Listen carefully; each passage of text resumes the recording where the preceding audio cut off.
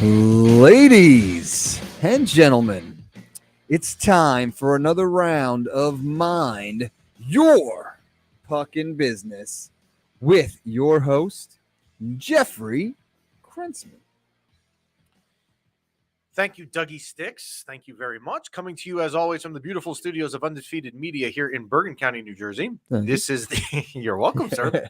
This is the Mind Your Puckin' Business podcast brought to you by our good friends at the Bamboozle Project.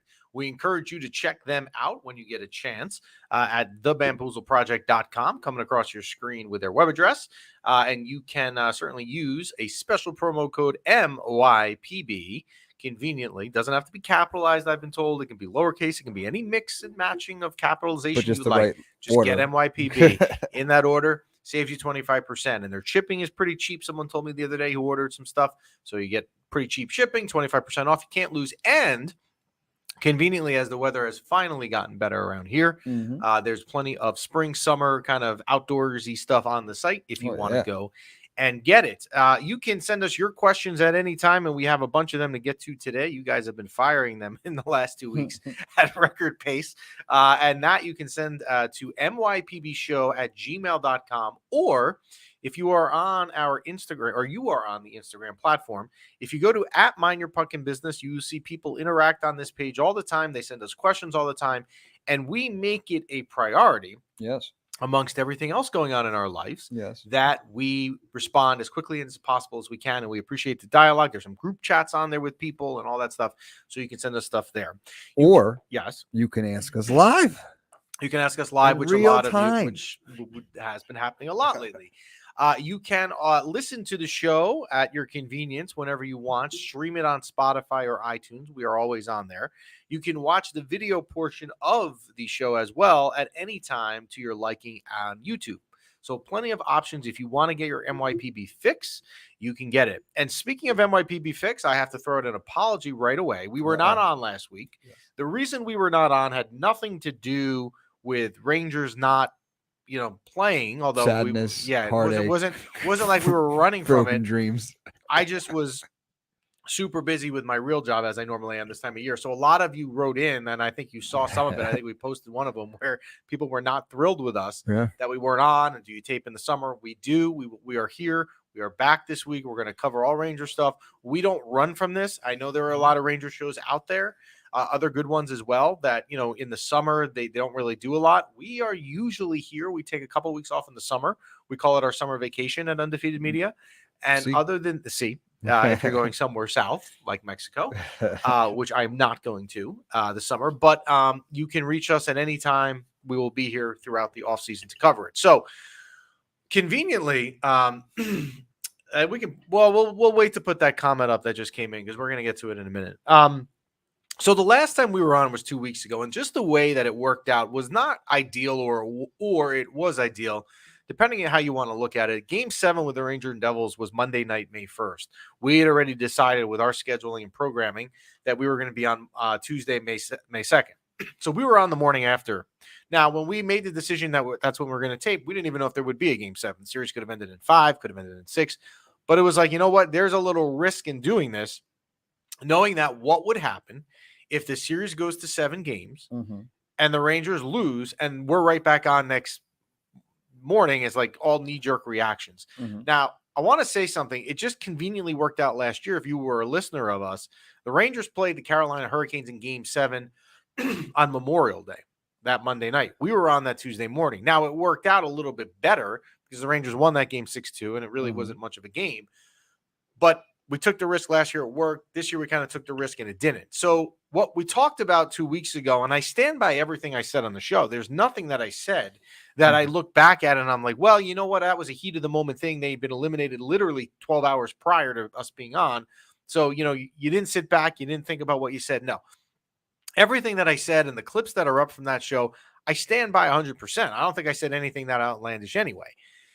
But what I did say that day, because Gallant at that point is still employed by the Rangers, is I had said, look, the Rangers have to do an evaluation because one of two things happened. And there's a whole clip of me saying this. I'm just reiterating it right now, which was either A, Gallant lost his team, or he just couldn't adjust to the style changes of Lindy Ruff. And what I said on the show also was that what was going to happen was New York Ranger management, in particular Chris Drury, would then take the next few days or a week or whatever it may be and conduct what is known as exit interviews, where management sits down with the players and they get feedback. What did you like about this season? What went right? What could we do better?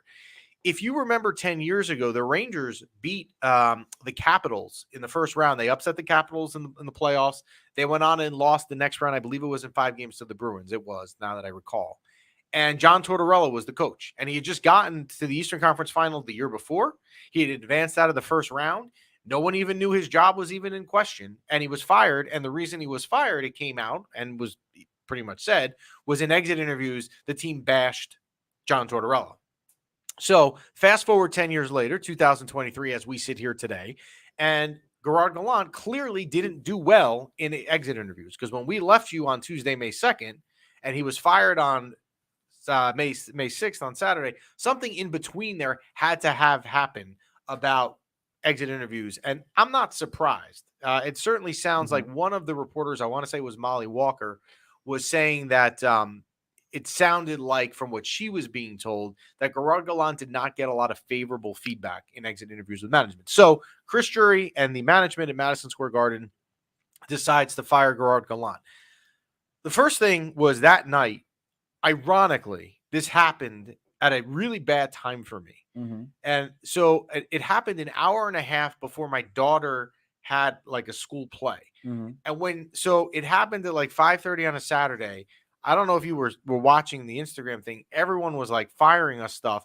But then I walked into this auditorium and you're told to turn off your cell phone.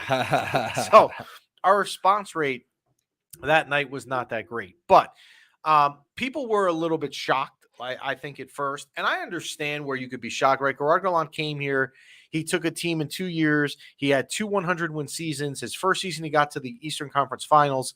Matter of fact, he had a 2-0 lead in the Eastern Conference Finals and a 2-0 lead in Game 3 in the Eastern Conference Finals. And then the following year, this year wasn't necessarily the worst year either. So people are going to look at that. However, here's what you need to look at more. And this is exactly what we said 2 weeks ago. And it's also what you said to me back when we hired Gerard Gallant, because you are the hockey maven around here. I just like to play the part. Yes. And that is that wherever Gerard Gallant goes, his track record, whether it's, exactly where we're going. Yes. Because we say it all the time. Whether it was in Florida, whether it was in Columbus, whether it was in Vegas, and Vegas is probably the best example of it. There seems to be a thing with Gerard Gallant that in his first season, whatever the expectations is with the team, he exceeds them. So what you should do if you were a betting man, which I know you are, that when Gerard Gallant gets his next job, and he will get another job in the league, he absolutely deserves another job in the league. Whatever the over-under is in points is in Vegas for his first season, take the over, because he just smashes it in the first season. And then there becomes a gradual regression. Well, it's called the Gerard bump. Right. Thank you. I forgot that. So the first season is always this bump. You get a bump, the Gallant bump, as we talked about, because your wife was pregnant at the time. It was a perfect fitting comment to make. But as your wife gives birth and the bump goes away, as the seasons go on, all bumps. Yeah, the season. Well, not when you get older and you're male, but that's another story. It's a lot harder to lose weight. But as the seasons go on, the bumps get a little bit lower and lower and lower. And there is a regression to the point where, if you remember, and you probably don't, but I'll say it to the people out there. If you remember, when he was employed by Florida, he was let go in Carolina after a game, and he had to hail his own taxi cab. He was let go in Vegas at not even a year after he had taken an expansion team to the conference finals. Or to the Stanley Cup finals, I should say, where they lost to Washington. So there seems to be a thing when you hire Gerard Gallant, and I don't know the reason, and there's obviously has to be one, but I don't know what it is, that something goes wrong in year 2 versus year 1, and something goes wrong in year 2 and year 3. And New York Ranger management, who is probably looking at it the way that we look at it, where we use the term around here, window of opportunity. We only have a limited amount of years here with a shot to win the cup with some of these guys, Zibanejad, Panarin, etc. I don't need to bring back a coach for the 3rd year who's probably showing us that he's just going to continue to regress, right? Yeah. Maybe it's broken promises. Like, I'm going to bench you if you don't play well, and then like he doesn't. So I want to pull up the second comment, and Chris brings up a really good point. I didn't think about this, but he's right. And that is that last year And last night was the 1-year anniversary of the Rangers winning Game 7 with Panarin in overtime. But that Gallant was a Crosby injury away from being bounced in the first round 2 years ago. People forget that. And Chris is right. If you remember, the Rangers were down 3-1 in the series, and Crosby was concussed in Game 5 and was out of the series. Although he returned for Game 7, he wasn't much of a factor. But that certainly helped his cause to get through the first round. So it's a good point. So, look, Gerard Gallant's tenure here at Madison Square Garden will be remembered favorably. I don't think anyone wishes any ill will on the guy. I don't think there's any bad feelings. Look, he had 2 very good years here. But now what the Rangers need to do, and Chris Drury and management, is figure out what to do here and hire the coach. So what everyone was sending us in the last 2 weeks was the most popular question we got by a mile was, who's going to be the next coach? Who do you think should be the next coach? Who's going to be the guy behind the bench? So let's kind of run through this as best as we can. I'm going to get a little personal here with one of the candidates. Yeah. And I could see, like, I'm not sure I should do this, but I'm going to do this. And we're going to talk about one of the candidates right away, and that is Mark Messier. So Mark Messier's name comes up whenever there is a Ranger job opening. Before David Quinn got the job, Mark Messier's name was in the mix. When David Quinn got fired and before Gerard Gallant got the job, Mark Messier's name was in the mix, okay? I am a happily married heterosexual male. We all know this, right? There's nothing that, I walk in, we There's know only this. one thing. But I love Mark Messier. Okay? Yes. Like, I've always loved this guy beyond belief. He brought the Stanley Cup to New York. When I was in 2006, when they retired his number and they sold tickets, when tickets went on sale in September 2005, I slept outside Madison Square Garden to get tickets for his retirement night. I am still to this day banned from the Westin Hotel. This is a true story. I've never said this. I'm banned from the Westin Hotel in Boston because when I was in college up there, I sat in the lobby like a stupid idiot in a Messier jersey trying to get his autograph when the Rangers were up there. I love Mark Messier. Another thing I shouldn't say about Mark Messier. Growing up, and still to this day, my internet passwords, they all really are something with Messier. Like Messier Cup, all of these things. Well, now everyone knows our password. It's fine. It's fine. It's Messier. It's all good. I love Mark Messier. I love the guy. I have a picture with him like he's like my screensaver. But he's not the right coach for the New York Rangers. Just because he is my internet password does not mean that he is the next best fit for the New York Rangers. Right now, you need a coach that and you've got to make a decision here. You need a coach that has experience dealing with vets. So getting the Zibanejad, the Panarins, the Kreiders going and playing consistently, or you need a coach that's known, and this may be the way that they should go, that is developing youth. Because right now, Lafreniere, Kakko, and Hedl, and a lot of these guys need to be pulled along the development track. Mark Messier doesn't fulfill either of those needs. He's never coached before. This is not a job for me where I'm going to take a shot on a guy who has never coached just because his name is Mark Messier. Now, if Mark Messier gets the job, I'll be the first to support him. I'll be standing behind the bench looking for his autograph again, like I've done before. But Mark Messier is not the right fit for this team. All right. So can we get rid of Mark Messier right away? Even though I love the guy and it's painful for me to say that, he's not the right fit. Now, here's the other thing that I want to throw out there. Every year in sports, right? All 4 of the major sports. We'll go hockey, basketball, football for sure is the best example of this. And well, maybe not baseball, but baseball to an extent with bench coaches. But really, let's use football. The end of the season comes, and they call it Black Monday in the NFL, where the first Monday after the season, coaches get fired. There's always like 5 coaches fired on Black Monday, right? And there always is that hot commodity coach, like the guy that Rex Ryan for the Jets comes to mind years ago. Like, the coordinator, the up-and-coming guy that everyone's got to get. You need to get this guy. In hockey this year, where we stand in 2023, if you're one of the hockey teams, the Rangers, the Blue Jackets, the Calgary Flames, right now that has a vacancy, there's no hot name out there. There's no up-and-coming, can't miss. This is the guy to get. In 2020, or in 2020, I'm sorry, in 2021, rather, when the Rangers fired David Quinn, Gerard Gallant, I thought, and I think a lot of people would agree, was the hot coach. He was above everyone else. He was the name that all the teams that needed to fulfill employment statuses for their head coach would get. Right now, that doesn't exist. There's no hot name. So Chris Drury's not going to sit here and race to do this. You also have to keep in mind that when Chris Drury makes the decision to fire Gallant 2 weeks ago, he is obviously well aware of that free agency coaching market, Mhm. right? And saying to himself, look, I know I'm going to fire him, and I can only replace him with one of these 15 people that are out there. But Chris Drury obviously feels confident enough that whoever he is going to get is still better and more satisfactory than the option of bringing Gerard Gallant back. So you can get on the fact that there's not a lot out there. That's fair. But Chris Drury and management believes that what is out there, and it may be lack of what is out there, is still a better alternative than bringing back Gerard Gallant. So Mark Messier, no. But I mean, if there's nothing else out there, But if there's nothing else out there, man. well, can we pull up the last Which one? comment, because this will lead into this, and that is that you need a coach who's not going to just run David Quinn's lines like Gerard Gallant did. Very true, because it didn't really work. Obviously, this whatever the new coach is or whoever it is needs to change things, and I would think that that's going to happen. All right, so there is a tremendous amount of retreads right now in the coaching market. Bruce Boudreau, who had the most success that he had in Washington, he had a stint in Anaheim. He had some success. He didn't have a ton of success in Vancouver either. Absolutely not. I like Bruce Boudreau. I think he's a funny dude. If you ever like Google, you want one night, go on to YouTube, Google some of his locker room speeches when he was the coach of the Capitals, like motivational stuff where he's hilarious and dropping F-bombs. He's hilarious. He's an easy guy to like. I actually think he's good on the studio coverage on TV, which he's doing right now. He's not the right fit for this team either. Peter Lavalette is a name that I hear a lot. Peter Lavalette has not had any real success in the league in 13 years. He won a cup in Carolina, and that's what happens with Peter Lavalette. You win a cup, and you're known as a player, or I'm sorry, a coach rather, who won a cup. So all of a sudden, you're qualified for a job.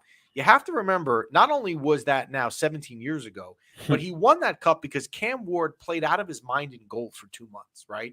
That was a big part of it. I'm not taking anything away from the coaching job of Lavalette down back in 2006, but I'm not sure that he's the right fit for this team. And he is a retread to the max as well. So I do not want Peter Lavalette. Now, here's two. I'm going to give you three names. So what I've done so far is someone just wrote it, Bruce Boudreau getting Haagen-Dazs at 10 a.m. That's just pretty funny. All right, I'm going to give you three possibilities that work. Okay. So I've told you. You narrowed it down to three. No, I've told you that Messier doesn't work, for me. Bruce Boudreau doesn't work for me. Lavalette. So let me be, instead of identifying problems, let me give you some solutions. All right. Okay. Here's the three names. And if I had to bet, okay. Is this a bet that you can make?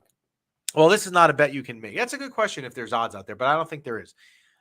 If there is odds here's the bet. I'm going to guess that it's going to be one of these three names. Good. If I had to guess. Okay. You heard it here first. The first, I'm not really breaking anything here that people don't know. The first is the name that if this person becomes available, he is the next coach of the New York Rangers. The search is over. Okay. We know if he's allowed to coach the Rangers, he's coaching the Rangers, and that is Mike Sullivan, who's currently still employed in Pittsburgh.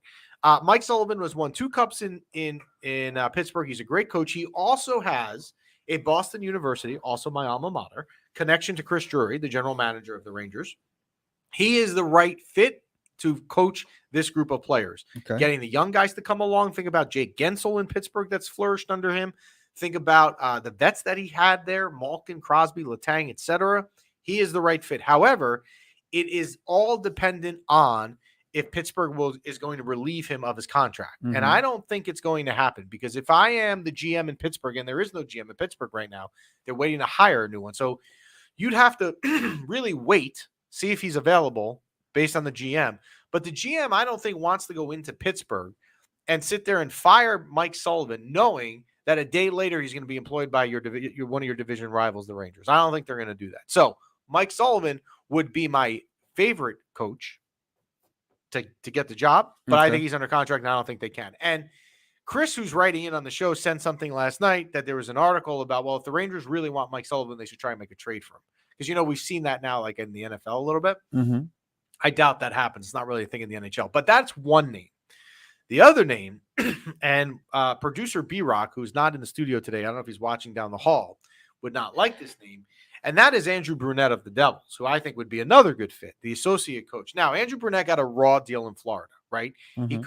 He coached them well, was let go for reasons that really weren't made public.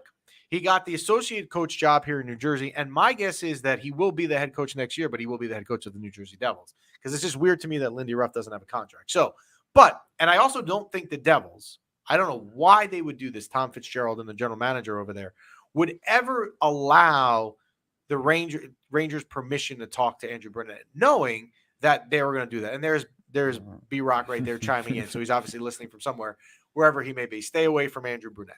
So Andrew Burnett also would be a good fit for me. I'm going to give you the third name of the three. And this would be if I had to play my odds-on favorite of like who. I'm not necessarily saying he's my favorite choice, but best chance to get. Best chance, I think, to get the job. Okay. Yeah. You ready? I'm ready. Drum roll. I think at the end of the day, the next coach of the Rangers is going to be Chris Knobloch from their Hartford affiliate. He's had some success down there with developing talent. He's had some success dealing with some veteran players down there. Obviously, there's not a lot of veteran players in Hartford. That doesn't how it work in the AHL. People wrote in, and they're right about this. I don't know if you remember this. You may. Okay. 2 years ago in the COVID season of the NHL. Yeah. Okay. David Quinn got COVID. He was out for 10 or 14 days because we were living in a COVID world where when you had COVID, you were out for you stay in your room for 10 days and you're in, dark quarters, right? Yes. Stay away from the team. The Rangers for 2 weeks called up Chris Knobloch to coach the team. He did really well. Now, you cannot put a massive emphasis on that. It was 2 years ago. The team was different. The situation was different. So we're not going to sit there and be like, well, that is the reason because when he coached the Rangers for 2 weeks, he was good. That would be stupid to use that as a reason. Yeah. However, I think that when you look at based on how little is out there, right? Mm-hmm. What little is available. And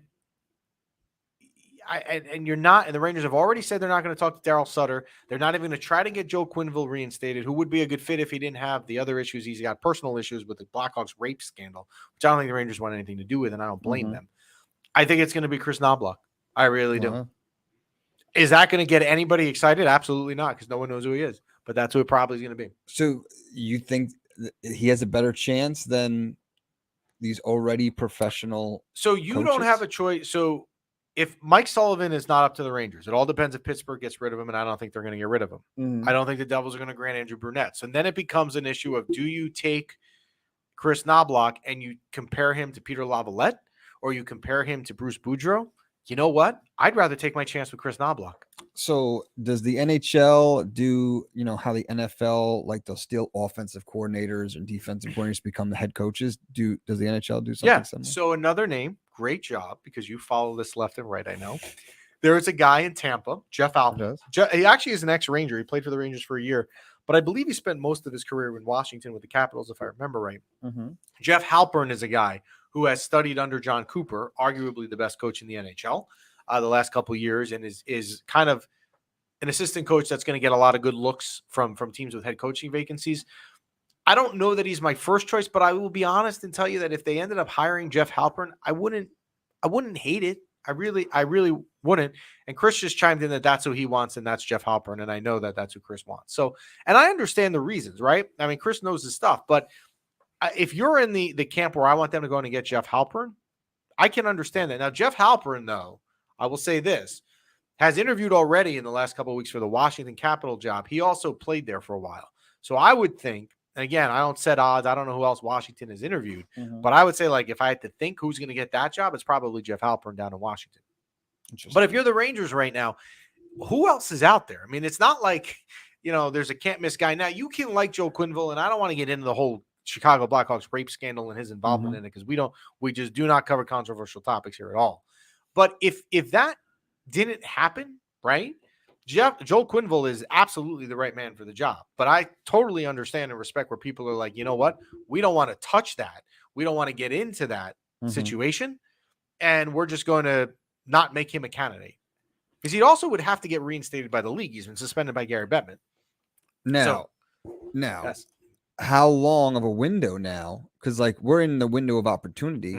So, like, how long of a leash does this new coach get? Because you're not getting, your pick of the litter right now. You're getting what you can take. Now, do you get this person a year? Do you get this person 2 years? I think in the NHL, Gallant got the minimum, which was 2 years. It's hard in a year. You can get fired after a year. I mean, I've seen it happen. Yeah. But you have to really, really screw up pretty hardcore in a year to be axed. But the time is now. The time is now, right? So and you're getting a team thing. that's like, supposed to be Stanley Cup worthy. Yeah. And the other thing that you need to consider right now, and this is obviously when someone wrote in last week, are you guys on in the summer or are you leaving us? I need my MYPB fix. There's so many offseason questions that you have to think about that this team is going to deal with that are going to make up the answer to that question being how long is the window, right? Because the Rangers have plenty of RFA free agents, and you could sit there and say, well, you know what? They're not going anywhere. They're an RFA. It doesn't matter. Alexis Lafreniere is going to come back to the team. Keandre Miller is going to come back to the team. That's fine. But you're making a decision on what you're signing that contract to, knowing that you're going to have to sign other people. So it's not just about are they going to come back as an RFA. It's at what term are they signed, because you've got to still figure in other players into the salary cap. So it is a very critical offseason for Chris Drury, not just with the coaching point of view. Obviously, that's important, but also these players as well. And as Chris just wrote another good comment, he just put in, fire too many people too quick and people may go elsewhere. That is true also. Or the other thing, Chris, as well, is you fire too many people don't want to come to you, right? You people that are here will leave, but also why come and take a job if you're getting fired in your first year? And Bruce Boudreau was a name that comes to mind, actually, that just escaping me, that got fired for less than a year in Vancouver. So I don't want that. I like Bruce Boudreau, but I don't want that. So what do you think? We break it down for you? Yeah, it's pretty broken down. Okay. All right. You don't have much options. I want to say, before we go around the league, one more thing on the Rangers. I saw, it's funny and it's not funny. Okay. It's like you smile at it and you laugh, and then you sit there and you say to yourself, but it's really not that funny. And that is the Ranger fans' reaction when the Devils got eliminated by Carolina. The amount of people, and B-Rock, I hope, is not listening down the hall. The amount of people that were celebrating it to me is ridiculous. Now, look, I did not want the Devils to win at all. Like, I could have even went to I was telling you, I had a free ticket to go to Game 4. Granted, I had other things, but I would have gone had I gone and not certainly been rooting for the Devils. I don't like the Devils. We've talked about this forever. But when Ranger fans were coming out last week and, like, posting these celebratory, like I saw one to the NSYNC song, Bye Bye Bye. Did you see that? I mean, you just got eliminated by them 10 days earlier. It just doesn't work. It's not a good look. So you can be happy that they lost, but you literally, like, let's see, the Devils got eliminated when? Thursday? 10 days. Yeah, literally. Devils got eliminated May 11th, and the Rangers got eliminated. Don't you want to be eliminated by the Stanley Cup champions? I don't want to be eliminated by anyone, but if you had to be eliminated, you want to be eliminated by someone who stinks. No. Well, I also want to be eliminated by the Devils, but I'm not going to go celebrate the team that just eliminated me literally 10 days ago being eliminated. That's what I'm saying. Yeah, I don't get it. So you can be happy that the Devils lost, but the Ranger fans out there that are sitting there like dancing around, okay, like we just lost them 10 days ago. We don't need this, all right? And one last thing, and then we'll switch topics, and that is Chris's comment again, and this is a good stat, and this has been out there. There has been no one that has won the Stanley Cup with two different teams other than Scotty Bowman. So Joel Quenneville, if you were on the Joel Quenneville train, which you're entitled to be, again, I'm not going down that road because it's controversial. Nobody has ever won with two teams, and he's won 3 cups with the Blackhawks. So he's out. He's not going to be considered anyway. All right, so stay tuned for more developments on the Ranger front with the head coach. All right, going around the league now. The NHL has a problem. They will never say this. Like, they will never, ever, ever obviously say this. But when you look at the Final Four right now, the Eastern Conference Finals, which is set, and that is the surprising Florida Panthers playing the Carolina Hurricanes. And out west was determined last night, where you have the Dallas Stars and the Las Vegas Golden Knights. This is an awful Final Four for ratings. I mean, the hockey markets that you've ended up with, right? You have no original 6 teams. You don't have a single Canadian team yet again.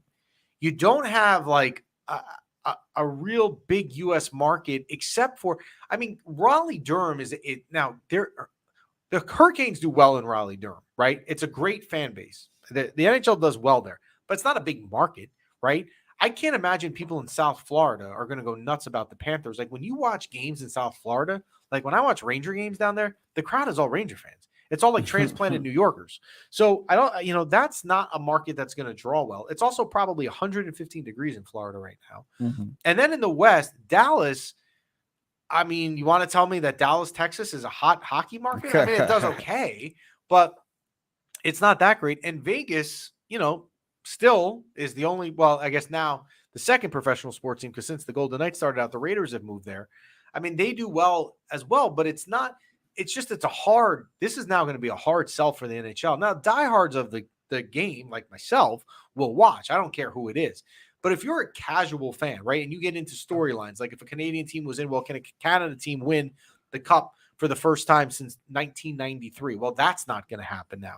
Is it a large market like New York or Boston or Washington or Philadelphia or Chicago or LA? You could have had LA or Anaheim. No. I mean, you really are stuck here with 4 markets that are just not that exciting at all. True. And one was a wild card.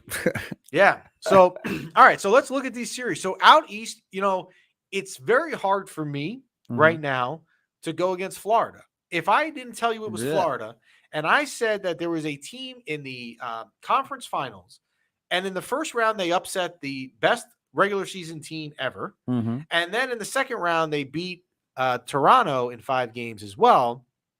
I mean, you would sit here and say to yourself, well, of course I'm going to take that team. It's hard for me to go against them. Now, Carolina does scare me a little bit because I think Carolina, and myself included, underrated them. All right. So I will certainly say that I screwed that up a little bit for sure.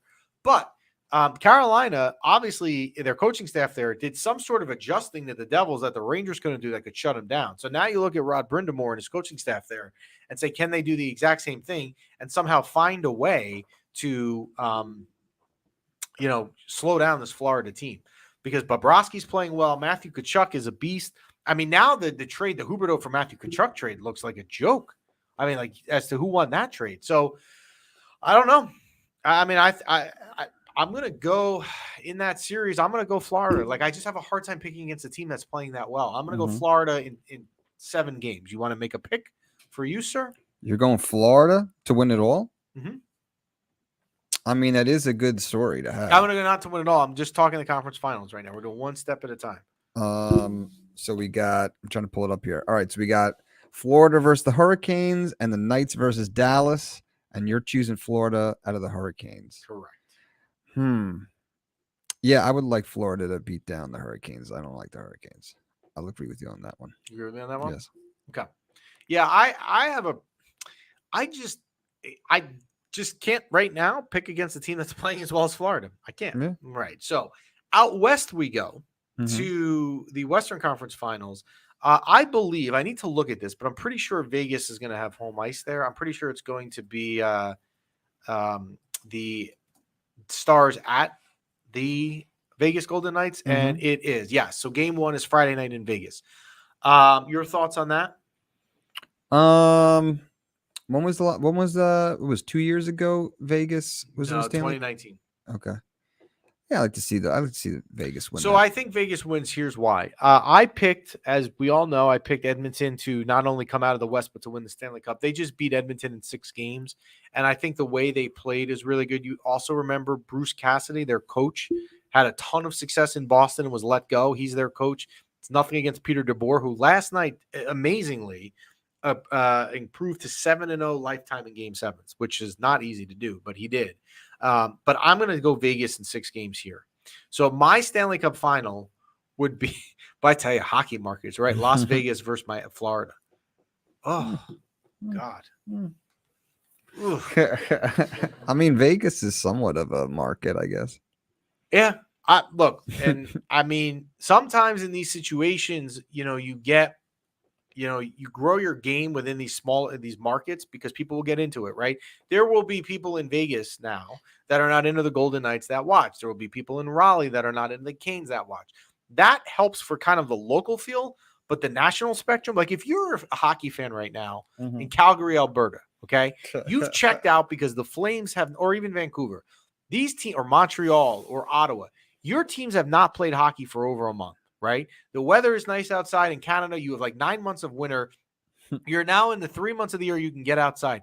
You're going to sit home and watch Panthers versus Hurricanes on Saturday night at 8 o'clock on NBC? No, you're not. Right? So, we'll see. I mean, look, you congratulate those 4 teams, and again, I will be into it. I don't care who's playing. I will be into it. I will be following. My son will be following as well, I'm sure.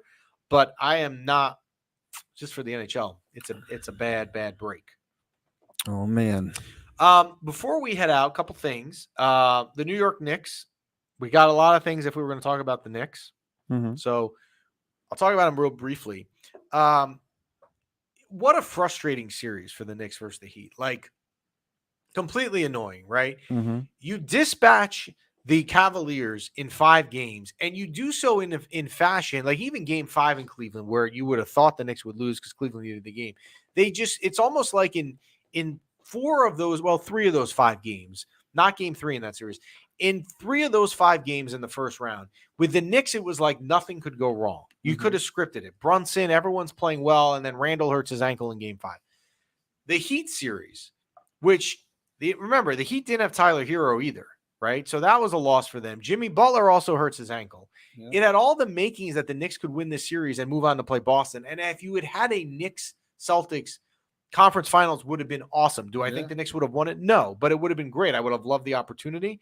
But just to lose to the Heat in the way they did in 6 games. And now, if you're Leon Rose, the general manager, or shall I say the other general manager at Madison Square Garden, you now have to really make some tough offseason decisions. What do you do with Julius Randle, right? Like, because sometimes the Knicks play better without him. Is RJ Barrett, do you sit here and believe in the long-term future of RJ Barrett? Because if you don't, the value of RJ Barrett and what you can get in return from him is only going to go down the longer you hold on to him. I'm not really sold on Tom Thibodeau either, right? He's another coach that, okay, he had a good run here, but is he the best coach? Maybe there's a better one out there. You look at who the Celtics hired. Now, granted, he inherited a good team, but young coaches in the NBA work well sometimes. Even, the guy in Utah that came from the Celtics as an assistant coach. Young coaches can work in the league. So, I don't know. Like, I think it's a very interesting offseason for the Knicks as well. It's not just a Ranger offseason. Mm-hmm. And as I say to people that were upset when hockey ends for their team, the hockey offseason as well as basketball is very short. The schedules for the NHL next year will be out in a month. So we'll start analyzing that and all that good stuff. So before we go, how was your wife's first Mother's Day? Very chill. We're trying to get more sleep, so very chill. Did you let her sleep? Did you take the baby duties of baby? Yeah, we tried, but she's loud. Samantha wanted nothing to do with it. She's loud. Yeah, we're figuring it out. It's a work in progress. It's a work in progress. When you figure it out, as mine are now soon to be 12 in a week and 9, you let me know the secret to getting them sleep. We're getting close to so apparently we're not supposed to let her cry it out yet, but we're getting close to the point where it's like we can let her cry it out. Okay. I do remember that. And I remember literally the first night you do that, it is brutal, right? Because you're just hearing your kids screaming. It's like, you can't go in there. Yeah. You can't go in there. Oh, but you know what? At the end of the day, if it means that it's more sleep. The NBA conference finals. So now we know what executive producer Pat wants. He wants a Lakers Celtics finals. You have the Celtics and the Miami Heat. The Celtics are, and they probably should be, I don't follow basketball enough to know, but the Celtics are an enormous favorite in that series, like enormous. For 2 teams in a conference finals, it is close. Whereas the Western Conference, the Nuggets are a slight favorite. I cannot. The only thing I want to happen, actually, I'll tell you what I want. I hate LeBron James. I can't stand him. I just don't like the he's a great player. I wish he was on the Knicks, but I just don't like the off the court stuff. I can't. I just don't need the Lakers winning. Whoever wins, just don't be the Lakers. I think I'm sorry, but I mean, I don't. The Nuggets might be a slight favorite, but I don't see it. Yeah, it can happen. And right. And that's the scary thing. Whereas if the Lakers get to the finals, the Lakers can win. I mean, I won't be they got more talent than the Nuggets do. They just Nuggets just have Jokic, the Joker. Yeah, I won't I won't watch these games, especially because they're on late at night, to stay up and watch to cheer against LeBron. I don't hate the guy that much, but that would be my only wish, was that he doesn't get the job. And the Celtics, the Celtics have a lot of firepower. It's surprisingly, I think if the Knicks were to get a superstar, it would be bad for them. I don't see. Well, if you're the Knicks right now, here's what you have a bunch of guys who are hardworking, dive on the ball guys.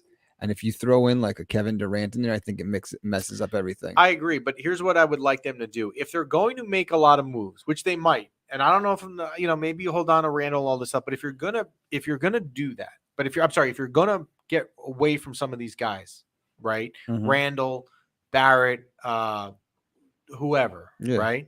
Here's what you do.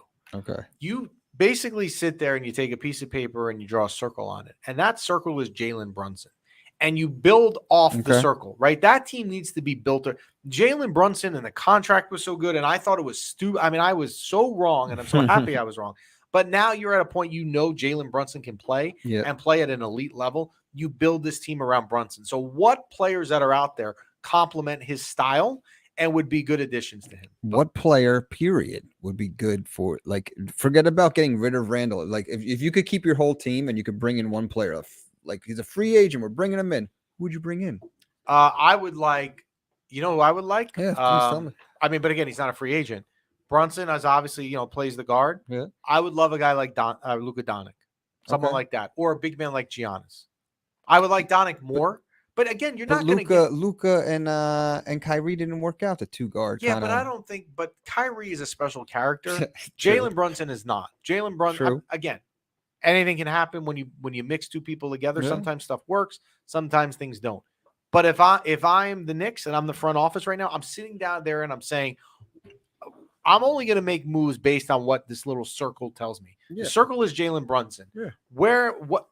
How do I build the best team off of surrounding Jalen Brunson with the pieces he needs to keep his game at an elite level, but also help him grow his game? So who are those dream players? Please put us in the comments. Yeah, no, but who are those dream players? For you, it's Luka. I think they need a strong forward presence, scoring forward. Yeah, they need a big man. Someone who can come off the ball and score. They need whatever they decide to do. Just decide what you're doing, knowing that you're building around Jalen Brunson. Yeah. That's what you're doing. If Randall doesn't make the most sense because he doesn't work with Brunson, Randall's gone. Everything is now through Jalen Brunson, okay? This franchise hasn't had the opportunity to think like that for a while. Yeah. Now they need to think like that. Yeah, and he played, 48 minutes the last two Game 5, yeah.